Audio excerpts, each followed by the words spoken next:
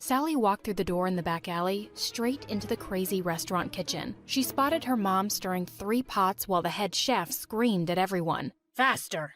Faster! Sally walked up to her mom and tugged at her apron. Mom, I need to ask you something. Right now? Yes, right now. What is it then? Spit it out. Mom, where's my daddy? Suddenly, the bowl her mother was holding crashed to the floor. Oh my God, you stupid, stupid woman. You're fired. Get out. A minute later, Sally and her mother found themselves out on the street. Mom, I'm really sorry. You wanted to know about your dad, huh? Yeah, we had to make a family tree in school. Well, he's not your family. He's a good-for-nothing loser who left us. I'm your mom and your dad. And look, just mentioning him made me lose my job. He's bad luck. Not a word about him ever again. As they walked back home in silence, Sally wondered who her dad was and why he'd left. What she didn't know was that her mom wasn't telling the truth. Her dad didn't even know she existed. One day in the 10th grade, Sally was waitressing at a restaurant when suddenly a woman started to choke on something. Sally rushed to her and performed the Heimlich maneuver till she coughed out a piece of chicken. Oh my God, you saved my life! As all the customers applauded, the woman took Sally's hand and dragged her outside. I don't know how to thank you, but let me try. She took off a large diamond ring on her finger and pushed it in Sally's palm. Sally tried to refuse, but she wouldn't hear a word and just left. When Sally and her mom had the ring valued, it turned out to be worth a whopping $1.2 million.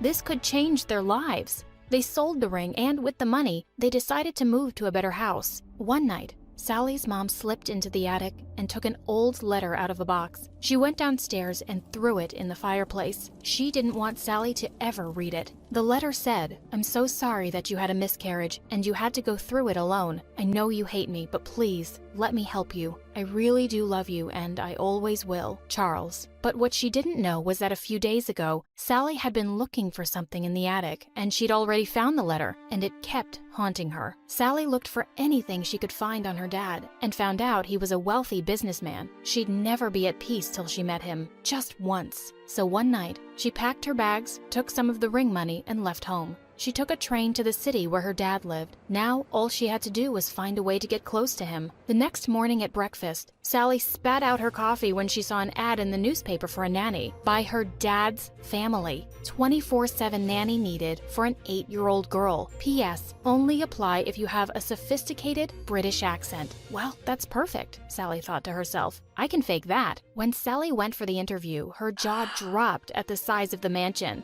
and there was a long line of nannies at the front door. As she joined the line, a little girl peeked out from behind a tree looking angrily at the nannies. Just then, she spotted Sally and their eyes met. Sally started walking over to her. That must be her half-sister. What are you doing, sweetheart? I'm Cynthia. I'm running away. What does it look like? Oh, I see. But why? 'Cause my mom's getting me an old cranky nanny again. Well, what if I was your nanny? You don't look old or cranky. I'm not, darling. I'm full of nonsense and fun. Please be my nanny. You sound freaking funny. Meanwhile, what was happening in the mansion was crazy. Cynthia's mom couldn't find her anywhere and was certain someone had kidnapped her. She'd gone down to the police station, and when she got back with some officers, she found Cynthia and Sally. Officers, arrest her! You! Get away from my daughter! No, Mommy. She's my new nanny. What? You don't get to decide that, Cynthia. We have no idea what kind of person this girl is, and she looks too poor. Mom, you always choose my nannies, and they're awful. It's either her or no one. Cynthia's mom had no choice, so she hired Sally and asked her to move in. Sally was so excited that she'd finally meet her dad,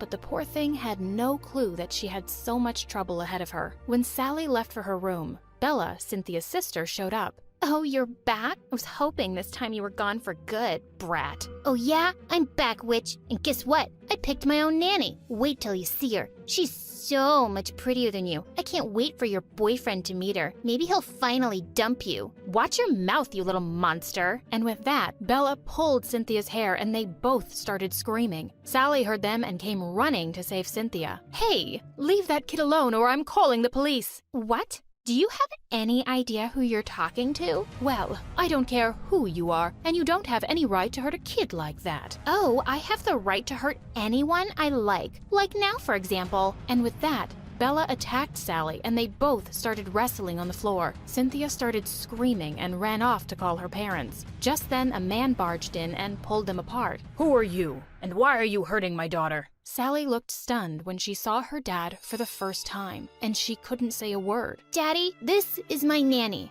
The nicest person on earth. Bella is just evil. Sally's dad looked straight into her eyes, and for a moment, she almost thought he knew who she was. But then he just turned to Bella and said, To your room. Now! As Bella was leaving, she turned to Sally. I swear, I'm gonna make you regret the day you entered this house. She stormed out of the room, and suddenly, Sally's dad turned to her. Listen, don't ever touch my kids again, is that clear? Don't forget your place if you want to stay here. And with that, he turned around and left. That night when Sally was in bed, she suddenly heard someone opening her door. She leapt out and grabbed her baseball bat, ready to attack, but suddenly the door barged open. She let out a scream and hit the boy with a bat, knocking him out. She started slapping his face to wake him up. When he opened his eyes, Sally saw that they were the most gorgeous hazel color. They stared at each other for a few seconds, then quickly jumped to their feet. That was quite a greeting. You could have just said hello. You could have just knocked. I thought this room was empty. Who are you? What? Who are you? I asked first. Who are you? I'm Sally, Cynthia's nanny. Who are you? Oh, I'm Bella's boyfriend, Alan. Or at least I was. I think we just broke up for the 20th time. With that, he climbed out the window. It was nice to meet you, Sally. Also, your accent is kinda hot. And then he jumped. As Alan drove off on his motorbike, he couldn't stop thinking about Sally's eyes. The next day, Sally was determined to tell her dad the truth. She waited for him in the living room, but Cynthia told her that he'd left for a business trip. Sally decided to wait for him, but she had no idea how long she'd have to. One night, Alan crept up the wall to Sally's window and knocked gently. When she pulled back the curtains and saw him, she looked more annoyed than surprised. If you've come back to make up with Bella, why aren't you using her window? I'm not here for her. I'm here for you. Come with me. I want to show you something. But what about Bella? We broke up, remember? It's for good this time. Now come. Sally felt hesitant, but she looked into his warm eyes and just couldn't say no. As the two climbed down and sneaked off across the gardens, they had no clue they were being watched by Bella. Bella ran across the house and burst into her mother's room. Mom, wake up! Do you have any idea what's happening under your roof? You should have never hired that nanny. When Bella told her mother what she'd seen, she was angry. Poor girls like her just want to dig their claws into someone rich, and these men are idiots. But Bella, you cannot let Alan get away. I'm trying, Mom. Oh, poor baby, I know you are. Don't worry. Mummy will help you get rid of this nanny tonight. A few hours later, when Sally climbed back through the window, she nearly fell back in shock to find Cynthia's mom and Bella sitting on her bed. Well, hello, Sally. Where were you? Meeting up with your criminal friends? What? I don't know what you're talking about. That's when Cynthia's mother walked up to her, holding a diamond necklace she'd never seen. I found this in your drawer. To think I ever let a thief like you into my house. What? I've packed your bags already, so just get out before I change my mind and call the police. Sally was horrified, but she knew she had to leave now. She picked up her bags and ran out of the house in tears. While Bella and her mom were cackling upstairs, Cynthia had woken up to the noises. She peeked out of her room to see Sally running out the front door. Cynthia burst into tears and ran after her. Sally, wait! Please don't go! Sally didn't look back even once and got into the cab at the gate. Cynthia kept running after till the car was out of sight, but when she turned to go back, she didn't realize she'd taken the wrong route. Back at the mansion, Cynthia's mother had found out she was gone. She screamed and woke up all the servants to go out and search for Cynthia. Cynthia's mother called up Sally immediately. Of course she's not with me, ma'am. I don't know where she is. Sally, you have to come back right now and help me find my baby. I know if anyone can find Cynthia, it's you. Please, I'm begging you. Sally immediately asked the cab driver to take her back to the mansion. When she was close, she suddenly shouted, "Wait, stop right here." She jumped out of the cab and picked up a teddy bear from the road. It was Cynthia's. Cynthia had realized by now that she was completely lost. Suddenly, she looked up to see Sally and ran straight into her arms. Cynthia's mother ran out crying when she saw the two walking in through the gate and hugged her tight. Mom, is Sally going somewhere? If she leaves, I'm gonna run away again. Cynthia's mother grit her teeth. Her plan had failed, but she had no choice. Bella was absolutely furious. As Sally walked back into her room, Bella suddenly grabbed her wrist and whispered, "Listen to me, witch. You're only back here because you seem to be very lucky. But don't you dare go near my boyfriend ever again." With no clue of what had happened the night before, Alan reluctantly went to the mansion the next morning. Bella's mother had called him in. When he walked into the living room, he found Bella and her mother there. "Before you say anything, Mrs. Charles, please hear me out. I can't do this anymore. I don't love your daughter." And suddenly, Bella's mom flung over a small table angrily, smashing a vase to pieces. "You stupid boy! What's love got to do with anything? This marriage is really important to both our families, and I don't think your parents will be thrilled to know you've been going out with the help. I don't know what you're... Stay away from the nanny, Ellen. She really needs this job, and I'll make her life miserable if I see you near her. Now you two, grow up. No more breakups and nonsense." When Sally went downstairs, she almost fell back in shock to see Bella sitting in Alan's lap. She felt so foolish for believing his lies. "Oh, we broke your heart?" Sally started to walk away, but Alan pushed Bella aside and went after Sally, gently grabbing her wrist. "Alan, what is wrong with you? What do you think I am? Some toy for you to play with? I don't want you coming near me again." "Sally, you need to listen to me." "No, she doesn't, you jerk." And with that, Bella attacked him. Sally tried to pull her away, and then Bella attacked her. What is going on here? Sally turned around in horror to see her dad, and he looked really mad. "Sir, this was my fault, not hers. Oh, is that so? Then you will be marrying my daughter next week. I'll talk to your father tonight. Sally, leave my house, now." Sally decided she couldn't hold it any longer. "I've been waiting for you, Mr. Charles, because there's something I need to..." "I don't want to hear another word. Leave, please. Leave my house." "No, you need to listen to me. I'm your..." Hi, my name is Amira, and I live in Pakistan with my big joint family. Please like and subscribe. My grandmother was the richest woman in the entire city and owned more than half of it. And both my mom and my aunt always stayed close to Grandma, serving her and praising her, thinking she'd give them all her money. But soon after me and my cousin Hina were born, Grandma announced she was going to give all her assets to the most deserving granddaughter. Crazy, right? My family went completely nuts at the news, and this started a never-ending competition between my mom and my aunt. Come on, sweetie. You can read this. 1, 2, 3, 4. Say it. Oh, goo. Ugh, not a goo-goo. 1, 2, 3. Yep, Mom would teach me how to read and write when I was just 1, so Grandma would think I'm a genius and pick me as her heir. But my aunt was doing no less. She started teaching Hina how to dance when she was just 2. Come on, you can pick up the beat. What are you doing? Teaching her to dance. But she can't even walk properly. For God's sake, leave the kids alone. Grandma would try to keep us safe from Mom's and Aunt's experiments, and despite their crazy competitiveness, Hina and I would play together all day long and loved each other to bits. Then once, when I was 8 years old, Mom put me into swimming classes to make me strong and graceful. But then something unpredictable happened. Soon after I got into the water, all of my body started to itch like crazy, and within minutes, it was covered with rashes and hives. Mommy, it's burning. Suddenly, all of the other kids started screaming. Oh God, it's a water demon. Get out of here. Mom came rushing to me and got me out of the water. Then she immediately took me to the hospital, where the doctors ran several tests on me and declared, "Your daughter has aquagenic urticaria. That means she's allergic to water. It's a rare condition, and there's no cure for it yet, but there are precautions." What? Water allergy? Is that even a real thing? Now what's next? Air allergy too? And she can't breathe? Mom went ballistic on the doctors and started smashing anything she could get her hands on. She was scary, and I was all freaked out. What was gonna happen to me? I ran to her and hugged her. Mommy, please, calm down. But she wouldn't accept the fact that her only hope of becoming a billionaire was flawed now. We can't let anyone know about this, especially Hina and your witch aunt. Don't ever go near her again. But Mom, she's like my sister. We play together every day. Yeah, but not anymore. What if they discover your secret? I can't risk it. Mom sounded crazy and made me promise not to tell a single soul.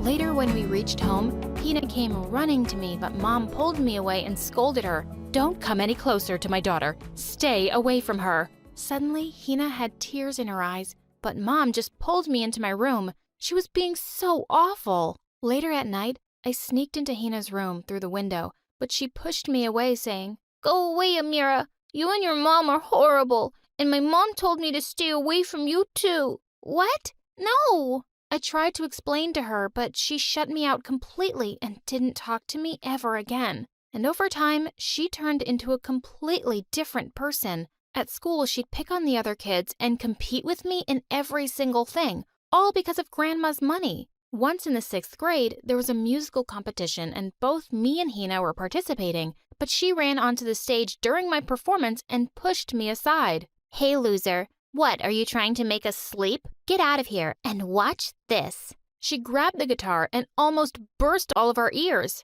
Of course, I won the competition and she came in last. But when I reached home with my trophy, I saw my sitar was trashed. Why are you doing this? Have you gone crazy? This one win means nothing, Amira. I'll never let you win again. My grandma's money is mine. This was it. This madness had to stop. I didn't want any money after losing the people I loved. I went straight to Grandma and told her, This has to stop, Grandma. I don't want any money. Oh, sweetie, it's just a healthy competition. I'm sure by the time you're grown-ups, you'll be the best versions of yourselves. Well, years passed by, but that never happened. In fact, the competition between us grew even crazier. But thanks to my meds, my allergies stayed in check. Otherwise, Hina would have made my life miserable. One day in the 8th grade, I was walking into my drawing class when I accidentally slipped, and all the paints in my hand landed on Hina's clothes. OMG! How dare you! This is a white cashmere coat. I'm so sorry. But before I could finish, she grabbed a jar of water and threw it right into my face.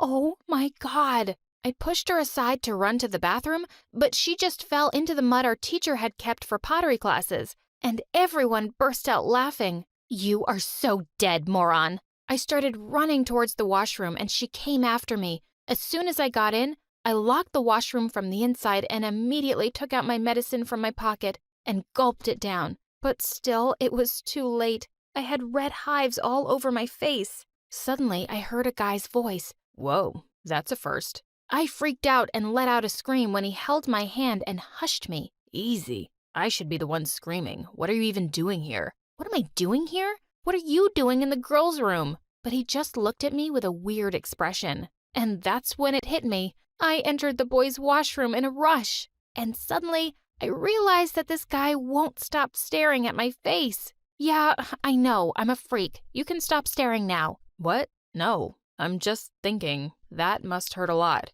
Wow, no one ever put it that way. Normally, people would freak out and scream, but he looked at me so calmly. I told him how I was trying to save my butt from my evil cousin's sister Hina. So he safely let me out through the windows and I ran back home. But I knew Hina wasn't going to let me off that easy. Up next, we had a big sports fest coming in the school and everyone was practicing in the field, including Hina. When she saw me coming, she ganged up on me with her minions. Oh, look, here comes the witch who vanished into the boys' washroom yesterday. How did you do it? Did you flush yourself out, Harry Potter?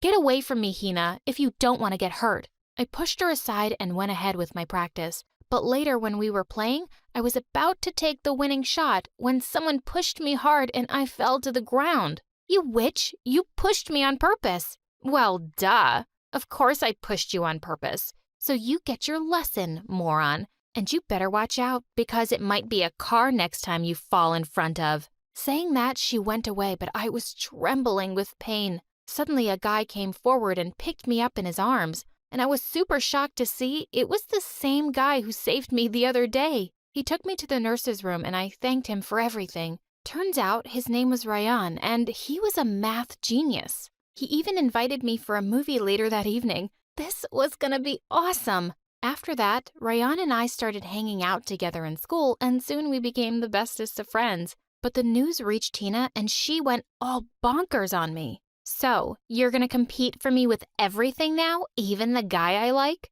What? What are you talking about? Get off me. Oh, don't act all innocent. Do you think I don't know you're eyeing Ryan for his money? What the heck is she talking about? I pushed her aside and told her off. You are crazy. Ryan is my friend, and I didn't even know he was rich. I don't care about money. Oh, then how about you tell Grandma you don't want any of it right now? Ugh, she was insane. I pushed her out of my room and slammed the door shut. But what I saw at school the next day shocked me to my bones. Hina was on her knees with a bouquet in her hand, proposing to Ryan. What? But Ryan turned her down in front of everyone. I'm so sorry, Hina, but I'm not interested in you. And before he could even finish, Hina threw the bouquet at his face and then pushed me aside, saying, I'm never gonna let you win, Amira. Never. God, she was growing crazier by the day. Later that night, as I was peacefully sleeping, I heard a knock on my window. When I went ahead and opened it, I was shocked to see Ryan there. Ryan, what are you doing here? You called for me, remember? You sent me this message? He showed me a message. Ryan, please come and save me. My parents are gonna marry me off to an